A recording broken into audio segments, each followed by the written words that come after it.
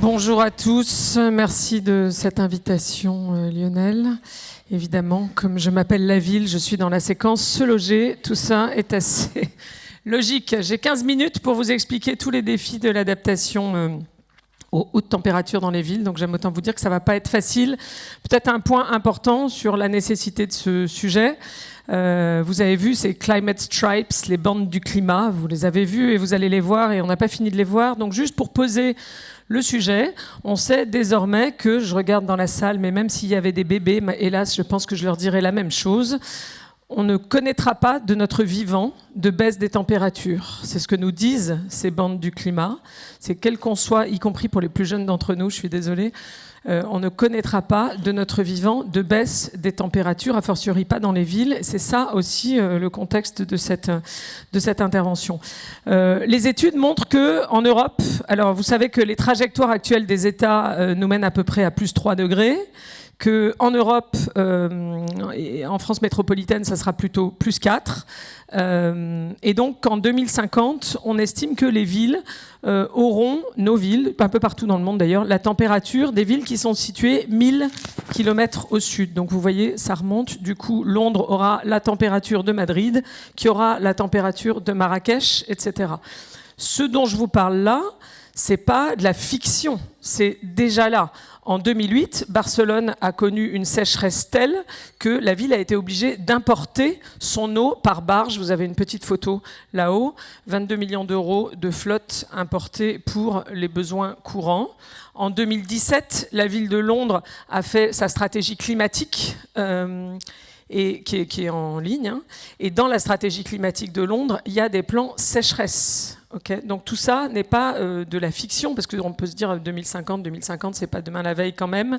Et puis on peut se dire aussi, moi finalement 4 degrés, qu'est-ce que c'est 4 degrés? C'est bon, il fait un peu plus chaud, il fait beau, on est bien. Non, on n'est pas si bien que ça, parce que songez à une chose, qui est que notre corps est en moyenne à 37 degrés.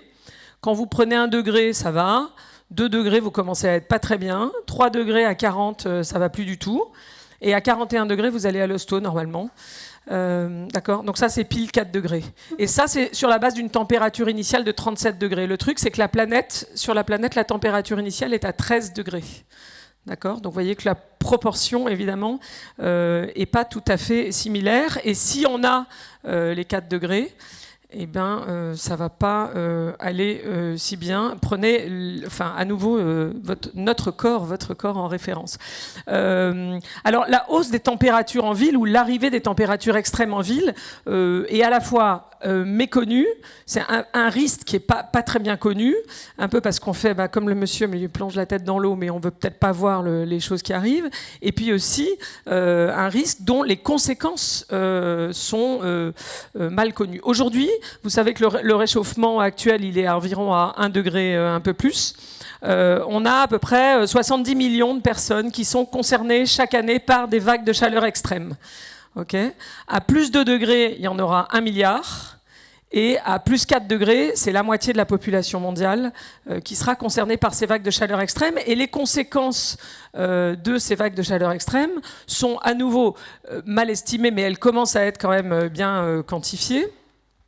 On sait que ça a des impacts énormes sur la santé, dans toutes quelles que soient les latitudes. On sait que ça a, et du coup, une hausse de la mortalité, évidemment. On sait que ça a un impact énorme sur la baisse de productivité, d'accord ? Dans les bureaux, évidemment, mais dans les commerces, parce que c'est clair qu'à 40 degrés et au-delà, de toute façon, les gens prendront moins les rues pour aller au supermarché, sauf s'il y a la clim dans les supermarchés, mais j'y reviendrai, ou les centres commerciaux. On sait qu'il y a des dommages aux infrastructures. La SNCF travaille beaucoup sur le risque, et d'autant plus qu'au sol, les températures sont plus élevées que dans l'air. Donc, les rails, vous savez, se déforment, etc., etc. Bon, bref, tout ça pourrait coûter plus de 10% du PIB des villes en 2100. Donc il y a aussi des vraies raisons économiques, comme toujours sur le climat, d'investir sur ces sujets d'adaptation. Et émerge l'idée que ce qu'on appellerait le confort climatique est un nouveau droit fondamental de l'être humain, et notamment de l'être humain en ville. Et évidemment, ça renvoie aussi, je vous ai mis le petit livre de Catherine Larrère, la philosophe Catherine Larrère sur les inégalités environnementales, ça renvoie beaucoup à la question question de justice environnementale, parce que ce confort climatique, il n'est pas accessible de la même façon à tous, évidemment. Alors, je vous ai mis quelques règles que je propose de partager avec vous assez rapidement. La première règle, c'est qu'il va falloir éviter les fausses bonnes idées et ce que certains appellent déjà la maladaptation. La maladaptation, c'est la solution qui ne marche pas, en fait, ou qui a l'effet exactement inverse de celui qu'elle est censée avoir. Exemple, la climatisation, qui rafraîchit l'air intérieur, mais réchauffe l'air extérieur. Donc vous voyez bien que si on la généralise et qu'on la développe beaucoup, ça ne marchera pas. La deuxième fausse bonne idée, c'est les digues, dont on voit très bien qu'elles tiennent, elles créent une fausse impression de sécurité, parce qu'en plus, quand elles pètent, c'est pire que tout. Bon, il y a d'autres, ça c'est les deux qui concernent les villes, hein, mais c'est à peu près l'équivalent des canons à neige dans les stations de ski. Vous voyez ce que je veux dire, ça a l'air d'être une bonne idée. En fait, c'est une idée où les réservoirs d'eau pour l'agriculture, qui finalement reculent un peu le moment où l'ensemencement des nuages, je sais pas quoi, recule un peu le moment où on va devoir résoudre vraiment le problème. Règle numéro 2, la data plutôt que le blabla, j'ai envie de dire, c'est toujours bien sur les sujets de développement durable de commencer par avoir la bonne data. Donc connaître de manière fine l'exposition de la ville, des quartiers, notamment par différents quartiers, au risque de températures extrêmes, en croisant ça avec les éléments sur quelles sont les populations qui sont dans ces quartiers. Là, je vous ai mis l'exemple de Durban en Afrique du Sud. Alors c'est marrant parce que j'ai cherché leur logo et j'ai trouvé, il y a un moment, et je pense que ça ne va pas durer longtemps, ils signaient Durban, the warmest place to be. Bon, ça doit dater un peu. Alors maintenant, donc évidemment, ils mesurent l'exposition des différents quartiers, ce que vous avez à gauche, aux vagues de chaleur extrême, et ils croisent ça avec la vulnérabilité des populations, qui est la carte de droite. On a, en bas à droite, vous avez la ville de Melbourne, qui travaille beaucoup sur les vagues de chaleur et l'impact sur les SDF, par exemple. Donc commencez à, évidemment, avoir de l'information sur les populations les plus vulnérables, les personnes âgées, les enfants, les SDF. Enfin, le truc, c'est que quand vous additionnez les personnes plus vulnérables, il commence à y avoir du monde, en fait, les femmes enceintes, etc. Et puis, la réalité, c'est qu'à 2050, on est tous vulnérables. Donc, finalement, se préoccuper des plus vulnérables, ça va être une façon, évidemment, de s'occuper de tout le monde. Règle numéro 3, gérer l'inévitable. Puisque, je l'ai dit, on est parti sur plus 3, plus 4 degrés. Il y aura des vagues de chaleur extrêmes qui concerneront vraisemblablement un tiers ou la moitié de la population mondiale. Donc il faut des plans d'action. Il y a beaucoup de villes, je vous ai mis celui d'Ahmedabad, beaucoup de villes qui travaillent sur des plans, évidemment sur des outils. Donc à Paris, vous avez, je vous le dis, vous avez une petite appli qui s'appelle Extrema, qui existe dans pas mal d'autres villes au monde, qui aide les Parisiens à se protéger de la chaleur, qui vous explique où sont ces fameux cooling centers qui vont commencer à être mis en place dans les villes, des endroits, souvent des lieux publics où vous pourrez qui seront aménagés pour offrir des espèces d'oasis de fraîcheur. Vous avez là un petit éventail avec que Athènes distribue à ses habitants et à ses visiteurs avec un certain nombre de conseils. Bon, les villes se préparent pour des plans d'urgence et des outils pour gérer l'inévitable, mais il faut aussi éviter l'ingérable. Et ça, éviter l'ingérable, ça va être plus par des réponses de long terme qui permettent notamment de travailler sur le déjà là, puisque on va peut-être en parler après, mais on ne va pas raser tous les bâtiments, changer toute l'orientation des rues demain matin. Donc il faut faire avec ce qu'on a déjà, et d'autant plus que ça va dans le sens de la réduction des émissions, de rénover plutôt que de construire du neuf, parfois, donc souvent. Et donc, là, on a plein de solutions qui se mettent en place, comme les peintures blanches des toitures, les peintures blanches des routes, l'ajout de fontaines, l'ajout d'espaces ombragés. Et évidemment, vous savez très bien qu'on parle beaucoup en ville d'îlots de chaleur. Donc la question, c'est comment on va créer des îlots de fraîcheur.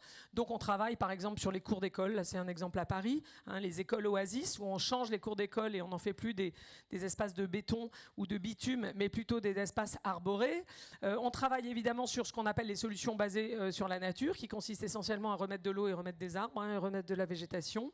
Là, vous avez à nouveau Melbourne, il y a tout un plan sur les forêts urbaines. Et ça passe par plein de choses. Ça passe par transformer les rues. Finalement, l'ombre aujourd'hui, l'ombre des arbres, elle est réservée aux bagnoles, ce qui est un peu débile dans les rues. On a plutôt besoin de moins de voitures et plutôt d'ombre pour nous. Donc il faut reconquérir cette ombre et la réserver aux piétons, aux enfants, aux populations vulnérables. Donc ça passe par la création de ruisseaux de fraîcheur. Transformer nos rues en ruisseaux de fraîcheur pour lutter contre les îlots de chaleur. Donc là, je vous ai mis l'exemple de la rue Garibaldi à Lyon. C'est assez frappant. 50 travaux, vous voyez, c'était vraiment un truc hyper bitume, costume oriented. Aujourd'hui, l'enjeu, c'est d'en faire vraiment un espace plus pour les piétons. Alors, en général, on vire les voitures, on met plus de mobilité douce et plus d'arbres, plus de végétation, plus de parcs pour les enfants, etc. Le livre de Sonia Lavadino, La ville relationnelle, parle très très bien de ça. Donc, je vais passer très vite. Regardez ce qui a été fait à Barcelone sur les espaces verts et regardez notamment ce que la Défense est en train de faire pour les mêmes raisons avec ce projet de parc dans le cadre de la stratégie qui consiste à devenir le quartier d'affaires leader sur les sujets post-carbone de transformation de la Défense en un parc végétalisé à horizon 2026. C'est un exemple. Tout ça, ça passe aussi par la réappropriation de l'eau, donc aménagement des berges. Là, vous avez l'exemple de Rouen sur les berges de Seine, création de fontaines en ville, transformation des carrefours en carrefours plus vivants ou qui vont aussi retisser du lien social, parce que je vais en reparler, ça va être important aussi sur les sujets d'adaptation, mais avec du coup des fontaines, des espaces de jeu pour les enfants, des espaces de rafraîchissement pour l'été. Les carrefours, ils peuvent être bleus ou verts, ces carrefours vivants, pour aussi réduire les émissions de CO2. Si on transforme des carrefours en place pour les habitants, plus que pour les bagnoles, et bien évidemment, comme ça a double effet qui se coule, si j'ose dire, ça va réduire les émissions, puisque je rappelle que les villes sont responsables de 70% des émissions de CO2, mais ça va aussi retisser du lien, ramener de la fraîcheur. S'il y a moins de voitures en ville, la densité est plus acceptable. Évidemment, il y a moins de chaleur et plus de bien-être individuel et collectif, parce qu'on sait qu'on s'épanouit mieux dehors, l'être humain, qu'à l'intérieur, même si on passe 90% de notre temps déjà à l'intérieur des bâtiments. Donc là, je vous ai mis quelques exemples. La ville espagnole de Pontevedra, la ville de Ljubljana, qui a arrêté dans tout le centre-ville les voitures et qui met beaucoup de places publiques avec des arbres, avec des espaces pour se poser, avec des espaces pour bosser, pour regarder, pour discuter. Bon bref, la ville de Bâle. Il y a tout un projet à Milan sur les places ouvertes qui est hyper intéressant, qui vise à faire exactement la même chose. Bon, par chance, il y a quand même pas mal de villes qui travaillent sur ces sujets.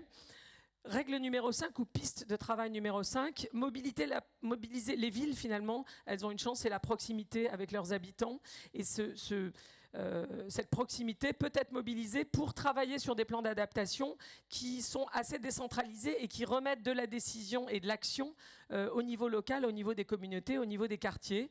Donc beaucoup de choses là-dessus. Aussi parce qu'il va falloir de la solidarité.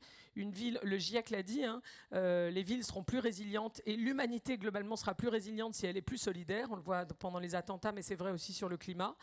Donc impliquer les populations sur qu'est-ce qu'elles veulent, comment elles veulent agir, qu'est-ce qu'elles sont prêtes à faire, etc., etc.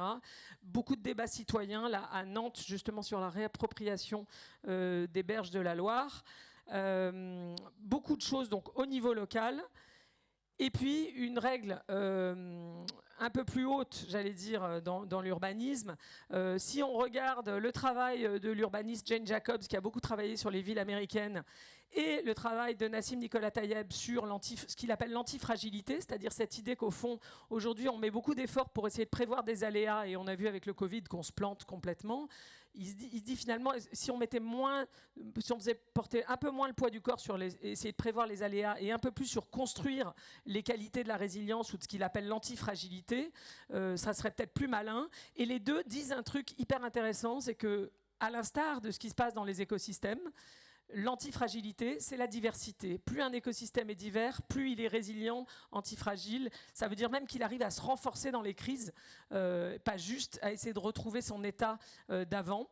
Et donc la diversité, en ville, ça va vouloir dire quoi? Ça va vouloir dire diversité, mixité d'usage, évidemment, diversité culturelle, diversité immobilière, du vieux et du neuf, de l'utilisation résidentielle, mais aussi du commercial, mais aussi de l'industriel à l'échelle du quartier, pour éviter des transports, pour passer du quartier d'habitation au quartier de travail, au quartier de shopping.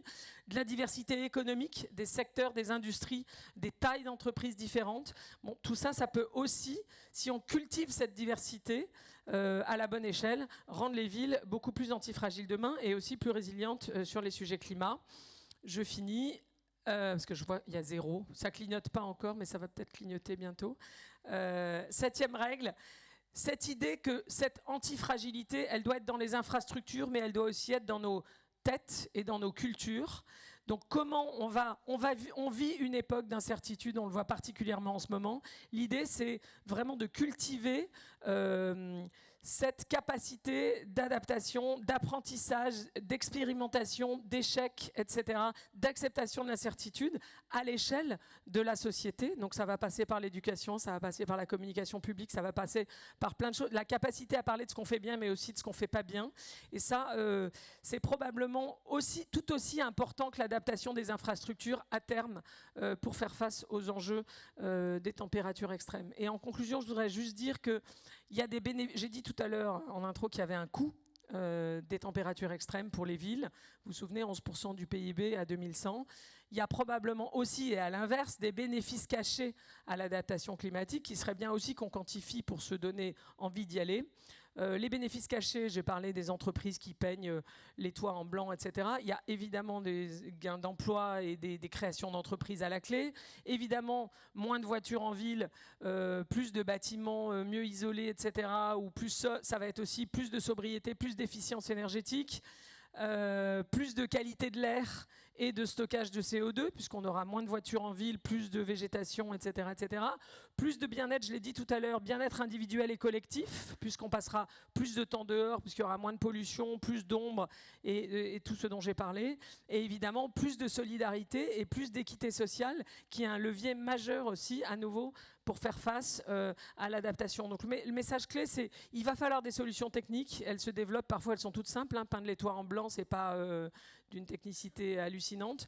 Mais il va aussi falloir d'autres qualités, faisant appel à moins de technologie et plus de sociologie, de psychologie, d'anthropologie, etc. Et je pense que je finis là-dessus avec cette petite citation de Churchill qui marche aussi pour l'adaptation. Un optimiste voit l'opportunité dans chaque difficulté. Un pessimiste voit la difficulté dans chaque opportunité. Merci beaucoup. Merci, Elisabeth Laville. Merci, on peut l'applaudir effectivement.